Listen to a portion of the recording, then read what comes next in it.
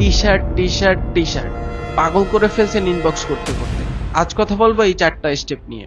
প্রথমেই বলি, 5, 10, 20, 50 হাজার টাকায় যারা বিজনেস শুরু করতে চান তারা প্লিজ আইসেন না, বিকজ এটা অনেক টাকার ইস্যু। Number 1, radio design.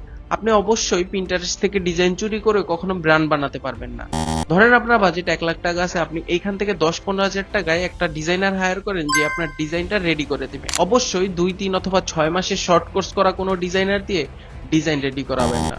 অবশ্যই একজন ফ্যাশন ডিজাইনার হায়ার করবেন যে আপনার ডিজাইনটা রেডি করে দেবে, আপনার প্রিন্ট টেকপ্যাক থেকে শুরু করে A to Z সবকিছুতে হেল্প করবে, এমন কাউকে হায়ার করুন। Number 2, fabric selection. অবশ্যই আপনি সিজন, টার্গেট কাস্টমার, বাজেটের কথা মাথায় রেখে ফ্যাব্রিক সিলেকশন করবেন। এখানেও একজন ফ্যাশন ডিজাইনার আপনাকে হেল্প করতে পারবে। Number 3, factory. আপনার এমন ফ্যাক্টরি খুঁজতে হবে যে লো এমওকিউতে কাজ করবে। Number 4, photoshoot and marketing. এখানেও আপনার ডিজাইনার আপনাকে হেল্প করবে, এজন্য আমি ফ্যাশন ডিজাইনার হায়ার করতে বলছি। বিকজ আপনার প্রোডাক্টের সাথে কোন ভাইবটা ম্যাচ করবে, কোন পোজেসটা ভালো যাবে, অথবা কোন লোকেশন ভালো হবে, এটা আপনার ডিজাইনার আপনাকে হেল্প করতে পারে।